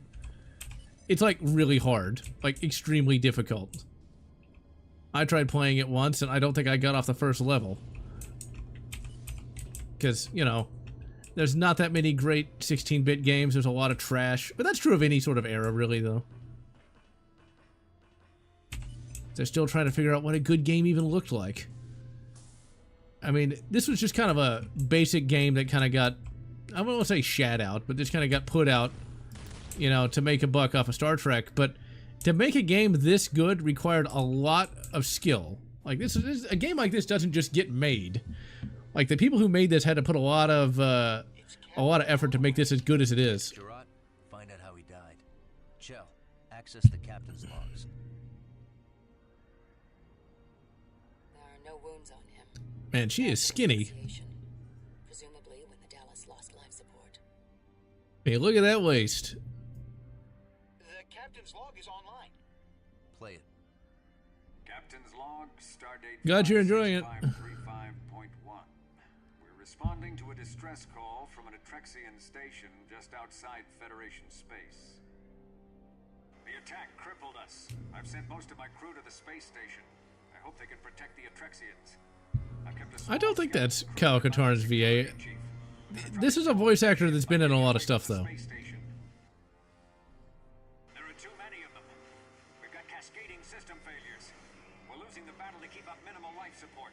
We can't last more than a few hours. I've authorized my chief engineer to try an experimental procedure. She's encoding our remaining crew into the transporter pattern buffer. It's risky. The signals might... This is a reference to an episode where Scotty from TOS was able to do this exact thing and survive for like 80 years on a Dyson sphere that was never mentioned again, except for in a book, which I've not read, but yeah, they find this giant Dyson sphere and they never talk about it again. Like, they make there's one book where they go back to the Dyson sphere, but in the show, they never mention the Dyson sphere again. It's like, it's this giant machine that has like a whole, like, planetary system in it, and they never mention it again. They never mention Scotty again either, until the books. They mention Scotty in the books more than they ever do that bloody Dyson sphere. These are signs Garrick and Sloan from Section 31 never meet. Yeah, that would have been pretty cool if they had. And yeah, this is using the Quake 3 engine. There's a lot of games that use this engine, yeah, like pretty much every game between the year 2000 and like 2005.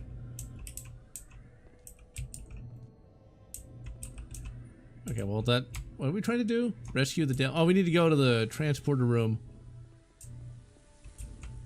Oh yeah, you're right, that is Sergeant Kelly. I knew I recognized that. Wait, is he gonna transform himself into a tank? I love how, like, the Dallas here, oh wait, do we have to go through one of those holes? I think we do. It's a real hole in the wall. Yeah, those poor Excelsiors. Now, there's a scene in a fanfic where, like, the Borg are trying to assimilate a, Excelsior-class ship, and apparently there's, like, this thing that, from, like, the 23rd century when the ship was built, where you can do this, like, emergency procedure where they vent warp plasma into the, engine room, and they're able to vaporize a bunch of Borg, which is technically something they would do in, First Contact. But it's a lot more gruesome in the fanfic because there were actually people in there. Their patterns are very weak. They're fading fast. Chell, more power down here. An early 2000s Star Trek show? That'd be awesome. Pattern buffer for a while. They're dehydrated and probably a bit disoriented, but they should be fine. Is there oxygen in there? You're late, Monroe. I think they're back to normal already. Why would they be dehydrated if they were literally just free-formed energy? Engineer of the Dallas. This was your plan? My great-grandfather's plan, actually. Captain Montgomery Scott. He developed a procedure for staying alive. Convenient. Transporter pattern buffer. Alive with no signal degradation. Very clever. Chell here. I'm trying to get the shields down so we can beam out of here, but the security subsystems are a bit chaotic. I could use some help. Gerard. Yeah, Zinch, he got in the machine. To the Enterprise. I'll go assist Chell on the bridge. Monroe, I hear chewing. I need backup. Hurry. It's Fat Bastard. Let's see. The novels for Star Trek are effectively sanctioned fan fiction because Paramount does not count any of them as canon. They do not. They ignore them all the time. Now, with Star Wars, on the other hand, despite what Reddit would say, Lucas did take the EU seriously. I mean, well, you know, Coruscant showed up in episode 1, so there's that.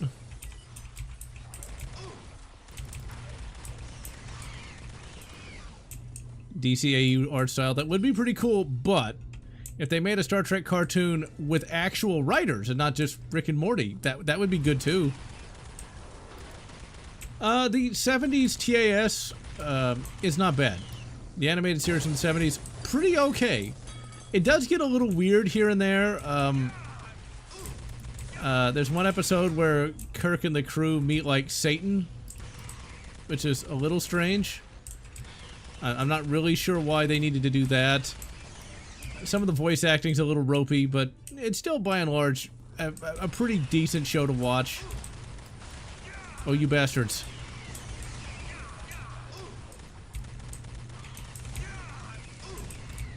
I like how I can just take acid to the face. Can't see Master Chief doing that. Well, some of the novels will actually follow on from TAS. So people liked it. Apparently Gene Roddenberry didn't like it. Gene Roddenberry, despite being the father of Star Trek, was also not that great in terms of some of his ideas. He's kind of responsible for TNG season 1 through 2 being bad. Thanks, Monroe. Gerard to Monroe. The Dallas crew are stable, but we need to get them back to the Enterprise. I've deactivated the Dallas' shields. We can beam out now. Monroe to Enterprise. We're ready to beam out. Understood. Sadly, Harry Mudd gets ruined in Star Trek Discovery. They basically turn him into a murderer, so it's just what they had to make him dark, I guess. And like he literally, like Harry Mudd in Star Trek Discovery literally murders the crew of the Discovery like 30 times. So basically he becomes a genocidal maniac because he kills that many people. What happened? We responded to a distress call from an Atrexian space station. Atrexian? A starfaring people with 12 systems and 23 colony planets in the Brecker Rift. We found the Atrexian station under assault by unknown aliens. We saw no alien ship, so we took a low orbit near the station. That was our mistake. Oh my god, that voice acting is so bad. Impulse engines built right into their exoskeletons. Amazing genetic engineering. They disabled our shields and chewed through our hull before we could mount a defense. And yeah, Gene Roddenberry did not like Undiscovered Country, which was one of the best Star Trek movies of all time.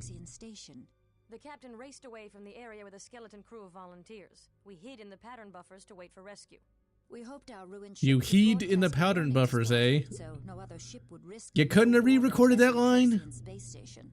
If these aliens had no ship, how did they get to the system? We don't know. Perhaps their ship was cloaked. When we arrive at the station, I want the hazard team to go in first. Locate the remaining crew of the Dallas and help the Atrexians. The one with the whales is Star Trek 4. Star Trek 6 is the one where the wall comes down in space, where the Klingon Empire basically does a Soviet-style collapse. I'm on the final stage of the shuttle prep. Now that looks pretty kick-ass. Remember, 2004. The thing that's funny about Star Trek, though, is when you look at some of the background props, they can look really silly. Like, it's office chairs of the future! Maybe they don't break after like 6 months. They really like that L-Cars, though. In the show, they never actually say the word L-Cars, I don't think. What am I doing here? Report to Shuttle Bay. Oh yeah, we gotta try not to blow up the shuttle. Deck 7, Shuttle Bay. Evidently, Gene Roddenberry, when he actually learned of Deep Space Nine before it came out, and apparently he said it was a stupid idea for a show.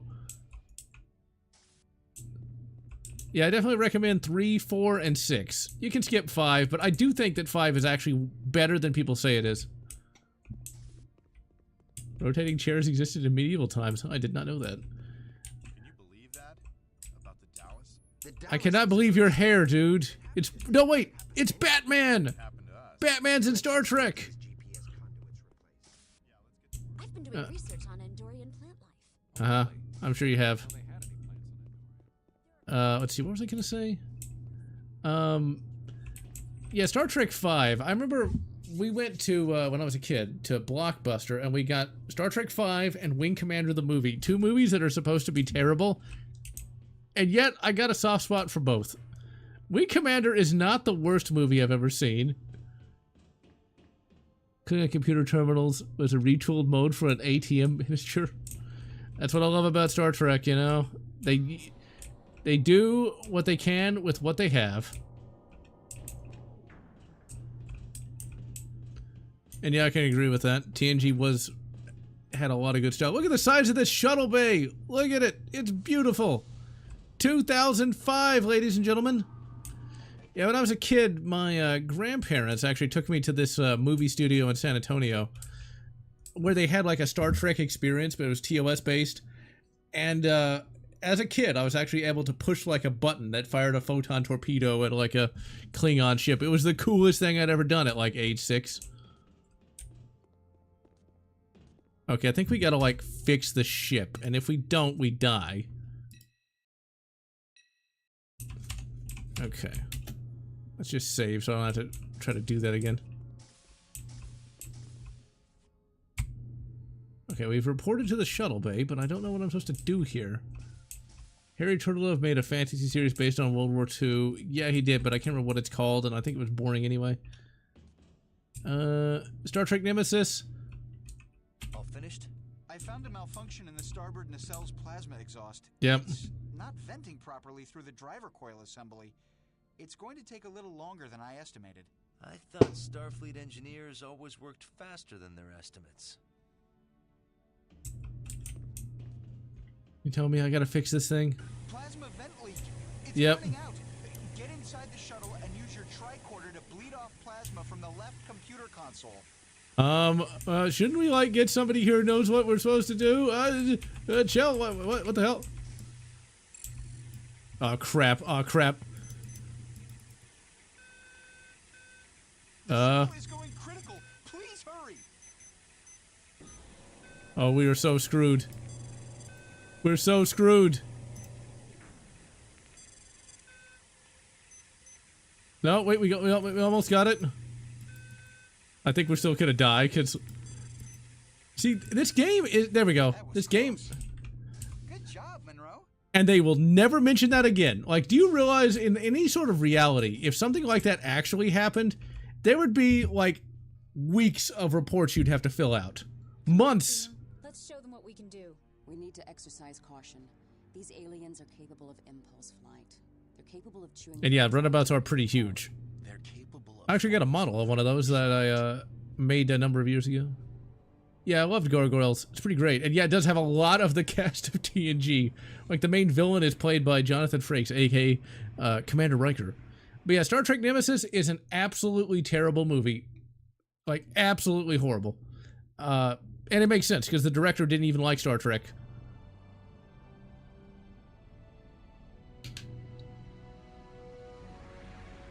There's only one good Star Trek The Next Generation movie, and that is First Contact. Everything else, god-awful.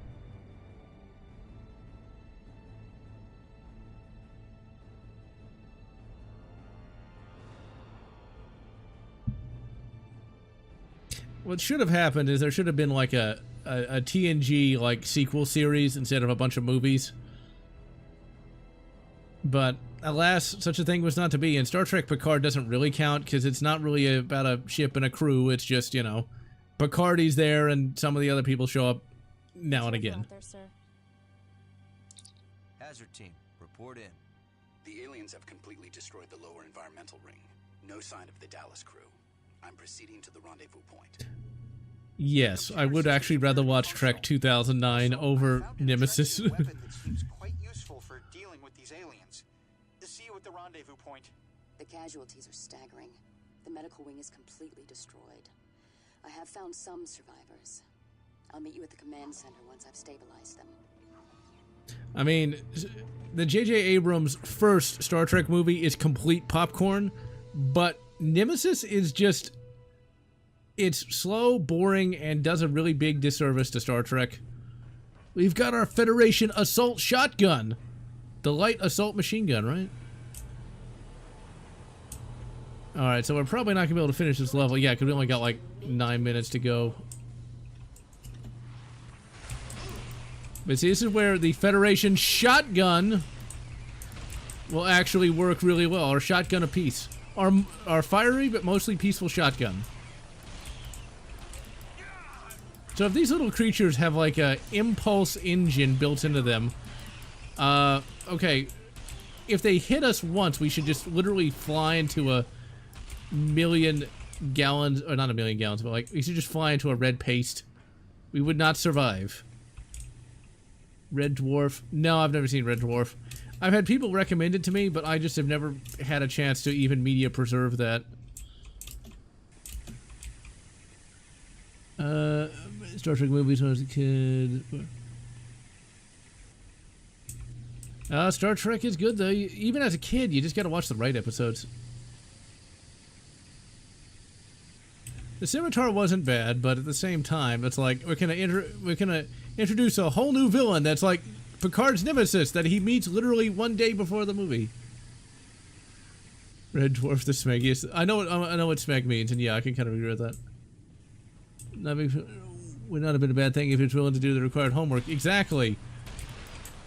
Because Nicholas Meyer, the guy who did Khan, was unfamiliar with Star Trek, but you know what he did? He watched the entire bloody series at that time. So he could know what he was doing. But that's something that people like to really hang their hat on. It's like, I didn't even like the show. I hated it. It's like, then how would you make a good one? And then they never do. Save the Huey. Or no, he's not even a Huey. Save the... That's gonna cost a lot of money. Sure they did, dude. Sure they did. Main power offline. You gotta love how they've... Whoever put these health stations here, they deserve a medal. So yeah, this year we're getting to the 20th anniversary of Revenge of the Sith. I'm going to be doing a video on May the 3rd. It's kind of crazy that it's 20 years since that movie came out.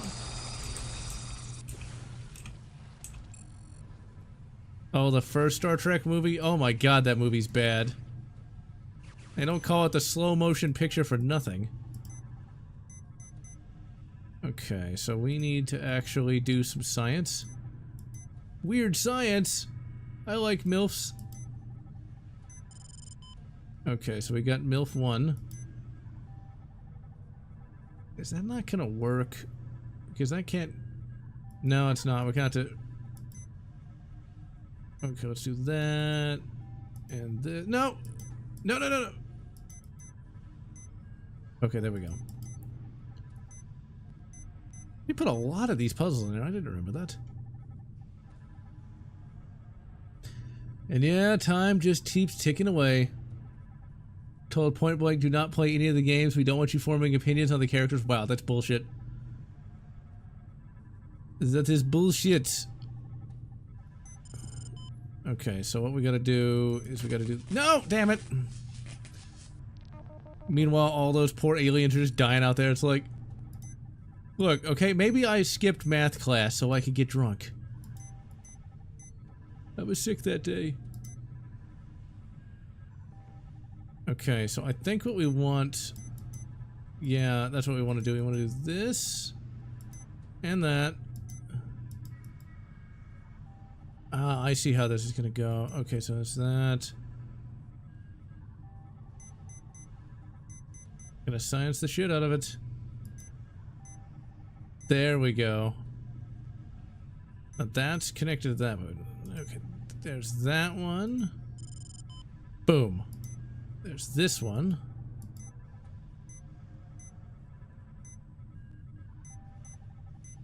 Bam.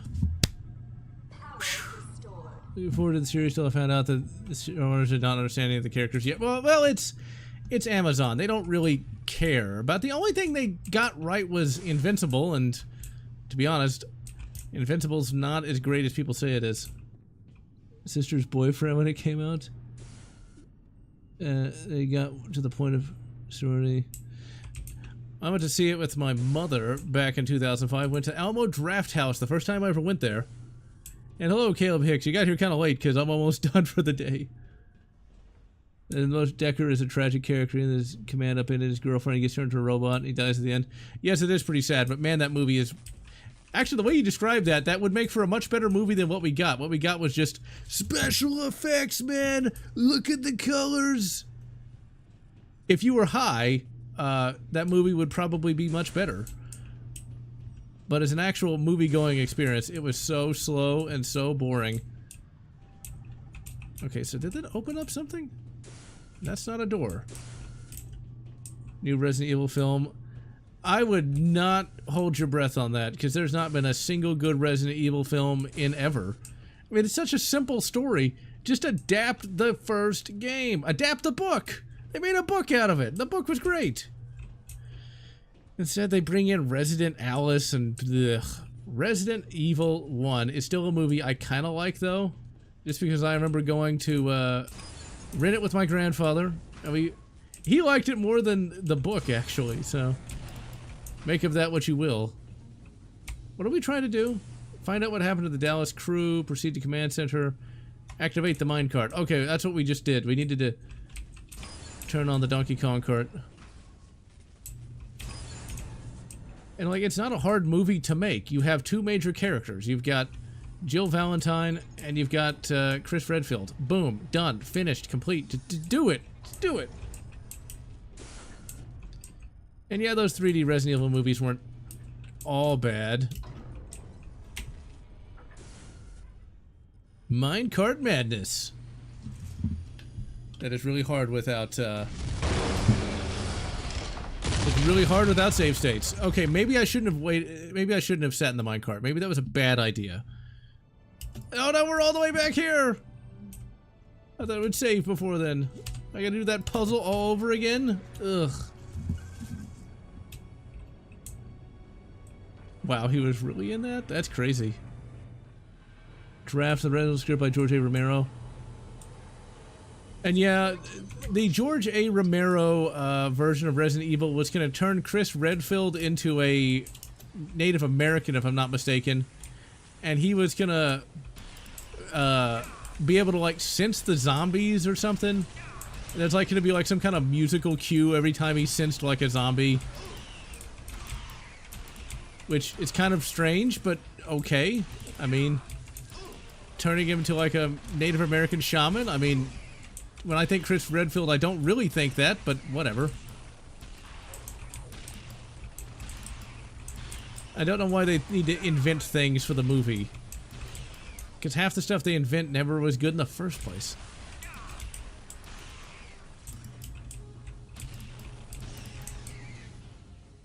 A dead man switch is such a bad idea. I mean, like, why? Oh, crap! Would that harm your allies? I guess it does, to a certain extent, sound like a Native American name, but still.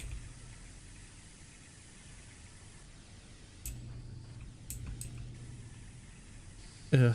Netflix and Amazon are the two worst, especially now, but I remember Netflix at one time was considered like the greatest thing ever, what with their Stranger Things TV series, which, while not terrible, was not like the greatest thing of the year all years. It's a good thing he didn't hit us, because if he did, we would basically, the entire station would explode.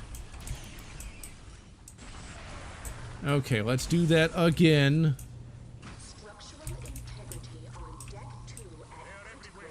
At least this isn't that difficult. I should let you die. We'd save on budget. You have an idea how much that makeup costs? Of course, then it'd be like, well, if you kill me off now, I won't get paid. I'm here so I don't get fined, right? A live-action version of Berserk. You know, that would... I know I just did this puzzle, but now I gotta, like, remember how I did it. Live-action animes are never that great. But I will admit to liking, the Death Note one. Okay, let's do this again. Okay, there we go. We're doing good. We're not gonna mess it up. Okay, and zap, zap. It's time for Brannigan's Law. Bam. Power restored. I only made it through the first 2 seasons of Stranger Things and just kind of like gave up on it because I realized I didn't care about the characters.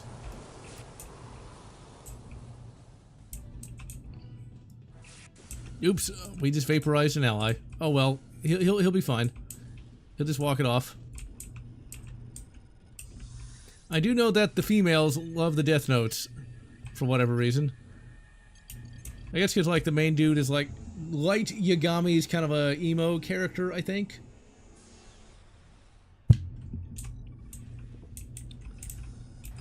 There's one live action show from Japan I want to see, and that's the Ace Attorney thing. Where, like, they actually try to incorporate the gameplay into the movie, which is a weird thing to me, but whatever. And yeah, Toku is basically live-action anime. I like some of those, especially Chojin Sentai Jetman. The only good Power Rangers ever. Holy shit, that's a big bug. Not so big when I blast him with a shotgun.